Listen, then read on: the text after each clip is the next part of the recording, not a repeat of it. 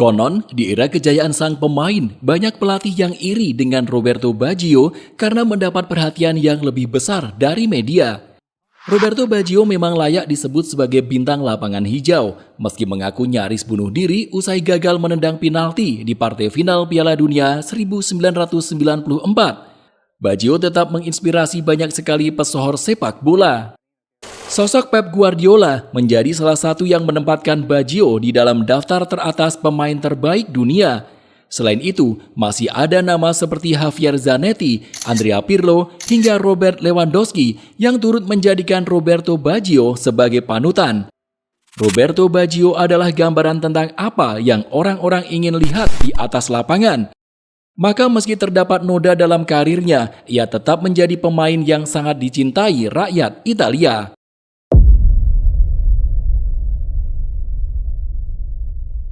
Roberto Baggio memulai karir profesional di Vicenza.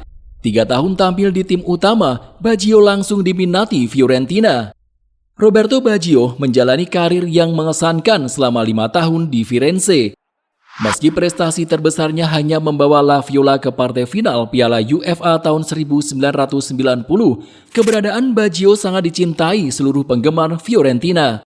Torehan golnya untuk Fiorentina mencapai angka 55 dari 136 pertandingan. Selain itu, Baggio juga sukses membentuk salah satu duo terbaik dalam sejarah Fiorentina bersama Stefano Borgonovo yang dikenal dengan sebutan B2. Ex-playmaker La Viola Miguel Montuori sampai berani menyebut Baggio sebagai nomor 10 terbaik di Liga dan bahkan lebih produktif ketimbang Diego Maradona. Melihat kejeniusan yang ditunjukkan Roberto Baggio di atas lapangan, pelatih legendaris FC Barcelona, Johan Cruyff, mengaku sangat ingin membawa Baggio bermain di kompetisi La Liga. Namun hal itu mustahil terjadi usai Baggio diklaim tidak akan pernah meninggalkan Italia yang memiliki kompetisi terbaik di dunia. Benar saja, di tengah ketertarikan banyak klub akan bakatnya, Baggio memilih bertahan di Italia. Namun yang jadi masalah, dia hengkang ke Juventus yang merupakan musuh besar Fiorentina. Setelah para penggemar melakukan protes dengan menimbulkan sejumlah kerusakan, manajemen Fiorentina segera memberi jawaban bahwa mereka tidak punya pilihan usai mengalami masalah finansial. Baggio terpaksa menerima tawaran Juventus sebesar 8 juta pounds demi menyelamatkan Fiorentina.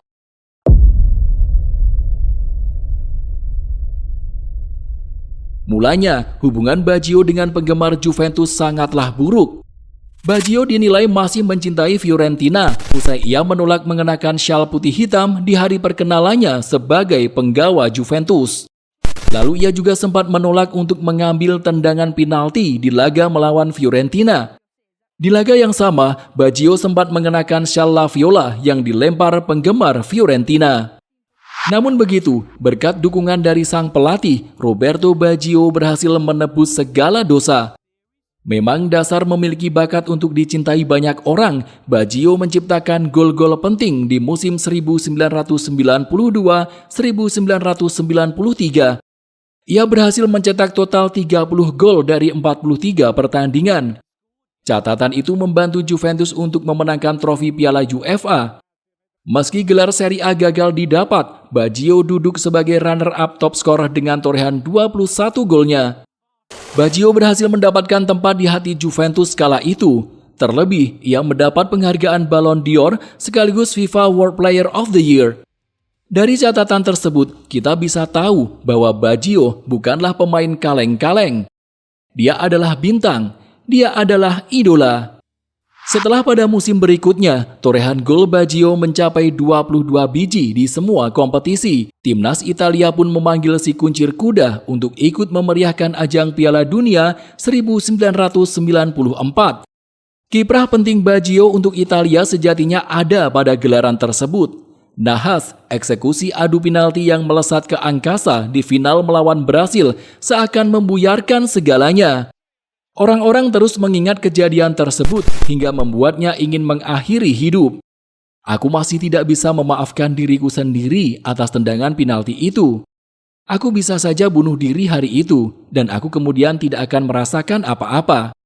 Sudah jatuh tertimpa tangga, karir Baggio di Juventus juga segera berakhir. sebab pelatih anyar Marcelo Lippi secara terang-terangan menolak untuk menjadikannya sebagai pusat permainan. Selain itu, hadirnya sosok Alessandro Del Piero yang mulai diandalkan juga kian meredupkan sinar Baggio.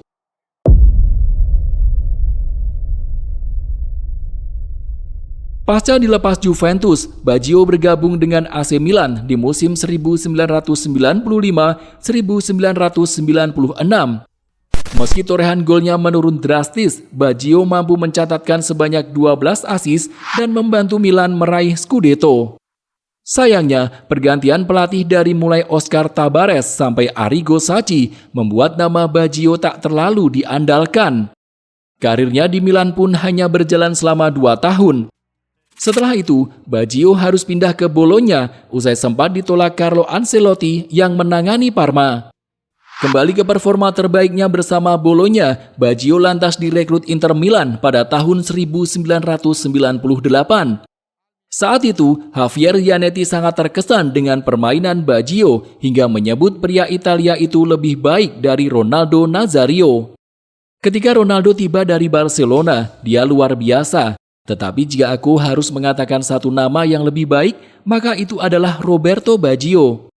Selain itu, di era kejayaan Serie A, penyerang terbaik asal Polandia, Robert Lewandowski, juga mengaku sangat terkesan dengan kemampuan Baggio. Dia bahkan menjadikan Baggio sebagai panutan dalam bermain sepak bola.